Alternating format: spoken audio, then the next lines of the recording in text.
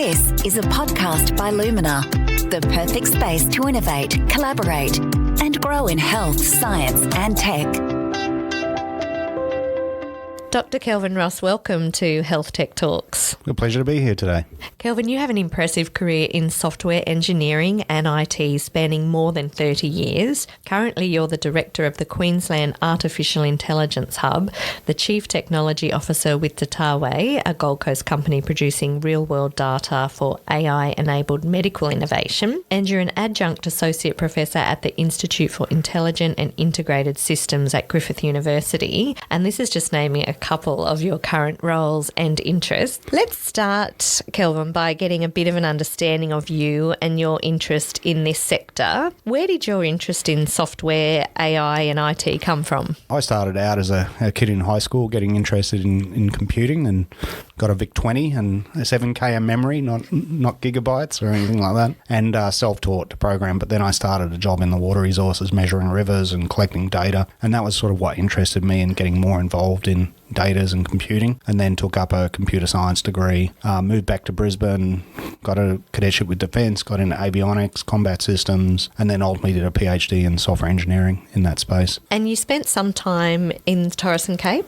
Yeah. So that time when I left high school, I moved up as a 17-year-old to Mareeba to work as a cadet hydrographer in Cape York in the Gulf, travelling around by four-wheel drives and helicopters and pretty remote, amazing countryside. And, the interesting thing behind that now is the innovation work that I'm doing elsewhere with one of my companies is sort of revisiting that. We're working with some Indigenous communities up in Cape York around some traditional rock art using drones to help do heritage mapping back in the same area that I used to work, but now up there using more advanced technologies than what we had, dare I say, 35 years ago. Isn't that great how it's come full circle? Yeah. Everything I find in my career now is back to the future. Right? It's sort of like even coming back to the avionics side and stuff like that. It just keeps recycling itself. You're obviously very passionate about what you do and the role of AI and data in healthcare. Why is that? I love technology.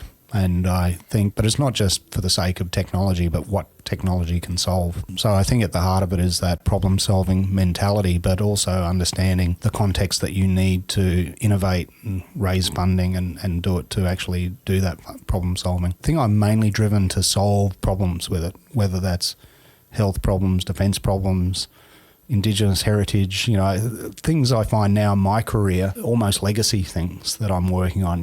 No longer do I work in finance. It's I'm more driven by, health as a purpose, or Indigenous culture as a purpose, or environment as a purpose. And you can obviously see where it can lead. Oh, yeah.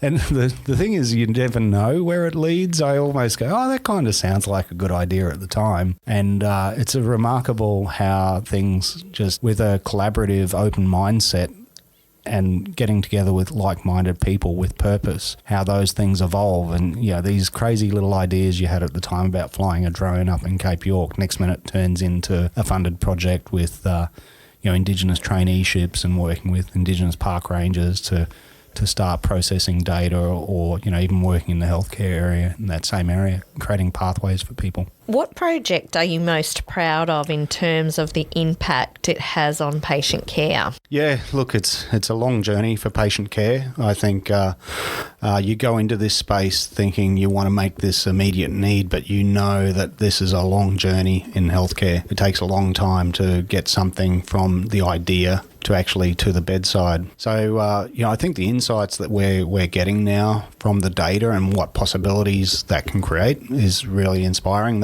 I don't need to work, but that's what gets me out of bed, out of the morning, to sort of wanting to make that change and innovate. But I also realise that we're still got so long to go to actually get this AI technology into the bedside to have a real impact on patients. And when you say getting AI at the patient bedside, what's an example of that? Yeah, so the classic example would be early detection of a disease. So in our area, we work in intensive care.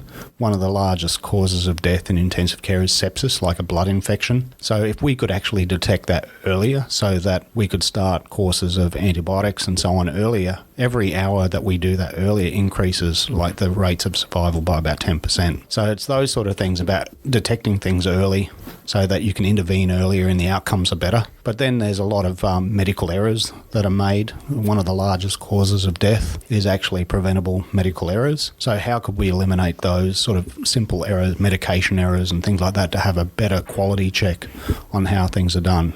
Medicine's very complex. There's a lot of data, there's a lot of communication, there's a lot of new diagnostics, but what are these new tools that will help the clinical people with their cognitive load and be able to make sure that things aren't slipping through the cracks? You've been involved in some really critical work during the COVID-19 pandemic.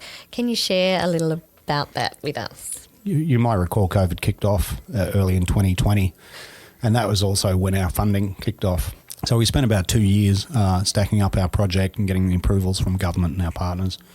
And that officially started March 2020, which also was literally 2 weeks before the whole country shut down. So we were scrambling, but then one of the projects straight away, because we were already starting to pull this data together, was how can we sort of look at that data to help understand, the impact on ICU and so on for COVID. And luckily our ICU units weren't hit tremendously hard like they were in other countries. A lot of things we put in place in Australia and in our health jurisdictions minimise the impact on our health system. I mean, it's still been massive, but we didn't get overwhelmed ICU units like they did in the US and Europe. Yeah, making insights of data. So we pretty much mobilised our team straight away on an aspect there that we were funded to start looking at COVID-related data and how it's used in ICU. And so that was quite mobilising for our team. It was stressful at the time. We knew that things were changing pretty quick, and we were in contact with a lot of ICU units around the world in similar circumstances. But it turned out a lot of the data, using data for COVID has been sort of a bit of a double-edged sword. There's a lot of data gets sort of misread or misinterpreted and cherry-picked.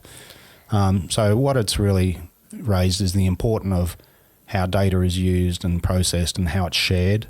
We've still got a long way to go, before our next pandemic, which hopefully is sometime before then. But I think it has opened the world up to the importance of data and the importance of accurate data and interpretation of data to make, really good decisions. You're one of the principal coaches for Lumina X, which is the health tech accelerator program here at Lumina, where we're recording today, and at Cohort. Why is this program so valuable for health tech startups and for the healthcare system? Yeah, look, I think the healthcare system needs innovative startups. I think traditionally, if you look at the way healthcare has evolved, it's probably traditionally come from researchers, clinical people. That university research in the pharmaceuticals area, it's many years of developing a drug in a lab and so on. But what we're finding now is technology is becoming a cornerstone, like particularly software, how that might be used. But a lot of those innovators aren't going to be your traditional researchers. Yes, universities need to get better at commercialization, translation, but a lot of that innovation is going to come from clinical people.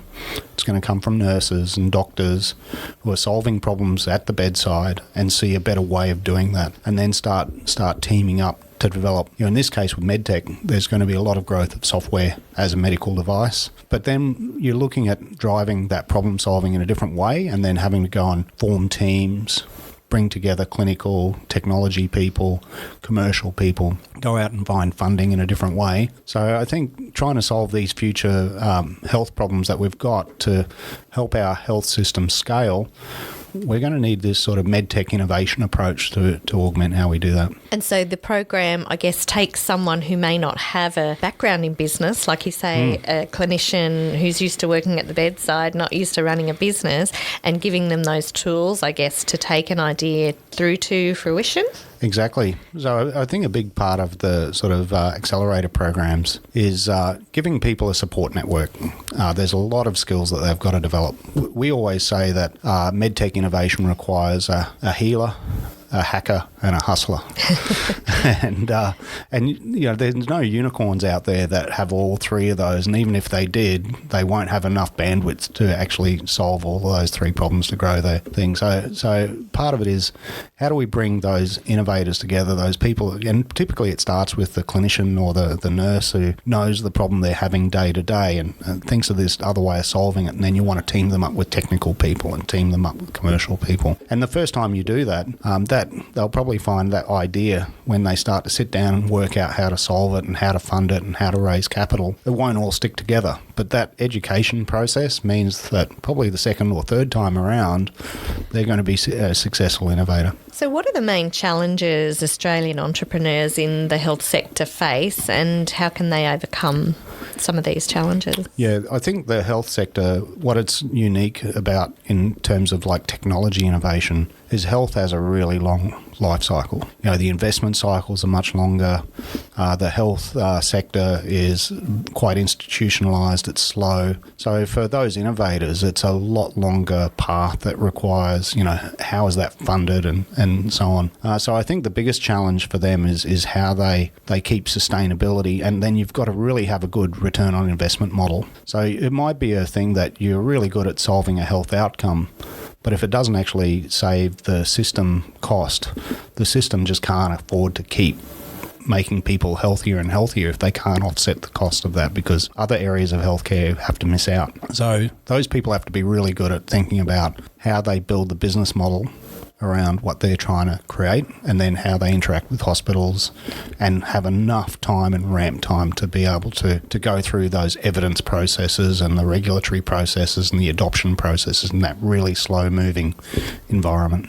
On the flip side of that, what are the opportunities for healthcare startups? I think the opportunity is if you solve something that's quite groundbreaking, it can be a really massive return on investment. But it's just unpicking that, there's big returns in healthcare if you can deliver the outcomes. So the opportunities are there if you can have the idea and get the right team around you, That's which right. is what the Accelerator program does, doesn't it? Exactly. And I think, back to the individuals, that purpose element, that they might be a nurse in a hospital and dealing with tens, sometimes dozens, or in the rare case, hundreds of patients. But if they've got very innovative healthcare that leads to great outcomes, not only is there a financial reward, but you could be impacting hundreds of thousands or even millions of people's lives as part of that innovation.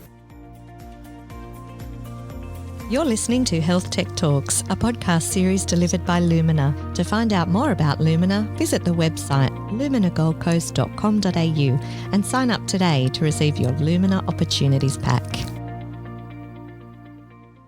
What kind of startups do we need in the Australian healthcare sector? I think we need more people in this space, because I think it is it's a big market internationally. Yes, it is slow, but Australia is well positioned globally to take a leadership position. What we find is startups come at all different stages. We almost need to help along those groups at many different stages. There'll be some that have got quite advanced ideas, their prototypes built, perhaps even their first or second customers. And what we want to do is help them scale and how to globalise and move into other markets. But that other bit we talked about with Lumina X is about educating that group about, this might be their first foray into this area. So they might be early stage, but it's really important to grow up that skills and network, because let's say their concept doesn't grow, they probably will be a big contributor to other innovators in this space. It's a fairly high demand area for acquiring skills in this space as well. And what sort of support is available to startups working in health and wellness? Yeah, the interesting thing about the support is probably most startups you talk to want capital, right? But probably what they need also is getting access to experts first in that space. So the first thing you want to do is connect them up within the medical space to open some doors for them. Then when it comes time to capital, there's many different ways of doing that. There might be grant funding. There's a lot of different grant avenues for medical technologies, whether that's a traditional research pathway, maybe coming connected with the university, government funding and so on. But then ultimately moving to private capital. So, it's about educating those different avenues and where they need to be in terms of their proposition to access that. What role do you play in the coaching? I'm a techo, first of all. Yeah. So I tend to look at more my role as a CTO, but I've sat pretty much across those sort of three. Not so much the healer role, but I've worked with a lot of healers. So I understand the medical, clinical information systems. I know a bit about the domain and things like that, enough to have good conversations with clinical people. But primarily I sit on the technology side, but then I've also had successful businesses So I understand how to form teams, how to manage people, how to fund things and build a sustainable business. Capital raising still a bit of a sort of an enigma to me. To go and raise. I'm sort of familiar with angel funding, seed funding. We're sort of dabbling in that Series A, but it's still a mystery to me. How do you go and raise $30 million or $40 million? That's. But again, each stage is about what's the network that you're going to tap into, and how do I help a person connect, get across to bridge from where they are now to the next step. Do you know what the success rate of health tech startups is? It wouldn't be high. I think generally for businesses and innovation, it's not as high as what people might think. I don't have any specific stats about health tech, but I know if you look at venture capital funding, it's all about a pipeline. So even that sort of angel funded phase, you're still talking about less than 1 in 10 success rate. I would say for health tech at that early phase, it's probably even less than that, because it's such a long pathway before you see revenue. So people persisting through that stage, and in some ways that early stage, it's important for people who are working in that space, perhaps doing a bit of moonlighting, giving themselves more time. I think time's the critical factor, more so than inside medtech compared to, say, consumer technology. Consumer technology moves a lot faster, so you need to think about how you give yourself more time to create success. So for those who don't succeed, what's the main reason? Is it that it is such a long road before money comes? Yeah, money is definitely part of it. And your ability to stand up and demonstrate your investability. And part of it, in traditional investment, they might look at your revenue, but revenue can take some time to acquire in medical areas because of regulation and adoption. So do you have other success measures that can give confidence to investors? But a big cause of failure are other things. I think team factors are a big thing, finding co-founders that can really work together and stick with it through those tough times to get there. And I think that's why purpose is so important, because, if you don't have that purpose and why you're doing it, then you're probably not going to stick through that tough early times before you're funded to basically make it your full-time day job. Because I think a lot of the time in technology and in business, people just see the success of it. They don't see the backstory. They see the successes, yeah. And the good thing about like working with Cohort and Lumina X and those, is putting you in contact with other people that have been sharing those same experiences. And part of it is actually that mental health for entrepreneurs. It is tough at times, and even when you get funded, and I know of companies that have raised tens of millions of dollars in funding, and they're still stressing about the next capital raise round, and they're worrying about how to make payroll of their staff and things like that. So yeah, it's not for the faint-hearted, I think, to move into an innovation startup. You want to do it driven out of purpose, but you do it because you're excited about the prospect, but you need some risk tolerance. You need to be able to be prepared to put in the hard work, and you stay up stressing at night. But it's those people that are changing your world effectively, right? So you have a big impact on actually making really positive change that you wouldn't have if you just had a day job in the hospital or something like that. Yeah, that's right. And I guess a lot of people are still working in their day job in the hospital, and then these ideas are what they work on at night. And so it's those ones that are probably making them what they get up in the morning for is that next bit. And part of it is the other jobs are paying the rent, and giving them time to really develop these other concepts and ideas. And I guess not giving up too. Like I think there would be so many hurdles along the way. It'd be so easy to give up. Having that purpose and drive can get you through those hurdles. Yeah. And it's interesting, like in medtech, I come across a lot of doctors and surgeons that have technology innovations on the side. A lot of times with those people, they don't give up their day job, which actually puts a really interesting slant on how they're going to create this innovative startup, that they need to find co-founders that are going to do the day-to-day hustling and development and things like that. But they realise that they're still an integral part of that, but they're still going to show up and do surgery during the day and put in this effort after hours. But it puts a really interesting slant on the way they create those startups compared to non-medtech startups. Yeah, absolutely. Because I guess in terms of someone who's a doctor, you've studied for so many years to be that surgeon or that doctor, it would be very hard to give up that to focus on on something that you don't know what the outcome of that is. Yeah. So one of the big challenges you've got is finding co-founders and motivating a team that we're all focused on solving this particular problem and how we're going to grow the sustainability and the funding to be able to roll that out elsewhere. That's the key motivation that you're really trying to create. Kelvin, looking 5 to 10 years ahead, how does the future look for health and wellness entrepreneurs, do you think? Look, AI is going to have a pretty remarkable impact on just about all sectors. I look at it as, having persisted through, the adoption of the internet, the personal computer, the World Wide Web, the smartphone in your pocket, and network technologies. These are all pretty remarkable technology innovations that have had a big impact, and we're seeing that impact on healthcare now with telehealth and so on. But AI is the next wave. It's coming. There's a lot of debate about what impact it's going to have. I think a lot of people overpromise, and it's taking a lot longer than people expect, but it will have an impact. And I think in some of those areas, it's going to be quite profound. Again, there's a lot of misinformation, like radiologists are going to lose their job because AI can do it. That's not going to happen. But probably what you'll find is that radiologists that don't understand how they can leverage AI to make themselves more productive and to identify issues with their patients more efficiently, to treat earlier. I think those are going to be the big remarkable changes that we see get embedded into our processes.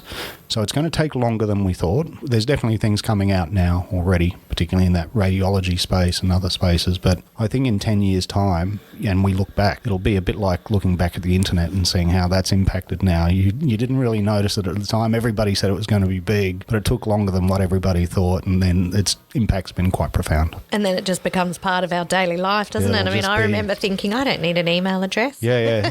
Who needs these Apple phones, It's like, but now who survives without them? Yeah, they're attached to us. What's your experience working here at Lumina Development and being part of the community here? I think the really good thing about Lumina and the team here, like based out of Cohort, is the collaboration and growing that community. Personally, I've been really driven through business and everything about creating collaborations, so finding partnerships and things like that. And I think that is the biggest impact we can have as a community. And I think Lumina is starting to look outside of just the Gold Coast, but how do we make us a bit of a hub for creating collaborations, both nationally, perhaps internationally over time. But the key is really going to be about forming partnerships and coalitions, creating those collisions, sharing information. Every entrepreneur's got something to share with the next entrepreneur. It's got a real buzz here. I spend a lot of time up in Brisbane and elsewhere, and people here actually interact a lot and help out a lot. And I think, that comes down to some of the key people that are here as well that really espouse that sort of collaboration mindset.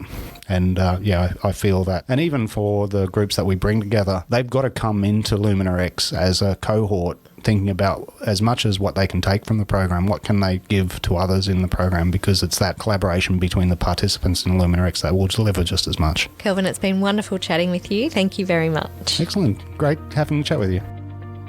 To learn more about Lumina and how we work with health tech startups, visit luminagoldcoast.com.au and don't forget to sign up to receive your Lumina Opportunities Pack today.